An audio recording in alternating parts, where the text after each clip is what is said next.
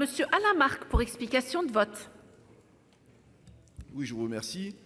D'abord, l'amendement de M. Chassaing est pour 2026. Deuxièmement, lorsqu'on a choisi en 2013 pour 2014, donc c'est vrai que l'argument temporel entre la promulgation de la loi et la réalité des 1000 habitants en 2014 n'a pas trouvé d'obstacle constitutionnel. Bon, passons là-dessus. Ensuite, l'argument de l'insécurité qui habiterait certains de nos collègues maires pour constituer les listes, elle existe déjà avec autre chose.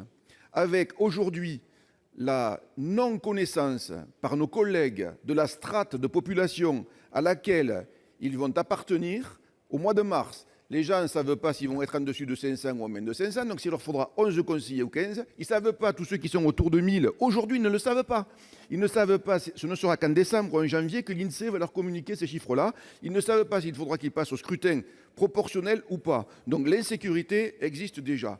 Quant à l'argument de la liberté. La liberté, en dessous de 1000, nous aurions la liberté, en dessus, elle n'existerait pas. Certains de mes collègues ici, nous sommes élus sur notre propre nom, avec Jean-Claude Luche, dans nos départements ruraux. D'autres sont élus au scrutin de liste. Il ne vient à l'idée de personne de penser que s'ils avaient été élus sur leur nom, ils ne seraient peut-être pas là. De la même façon que sur les listes au conseil régional, dans les grandes communes, c'est la même chose. Donc l'argument qui pourrait valoir pour les uns devrait valoir aussi pour les autres.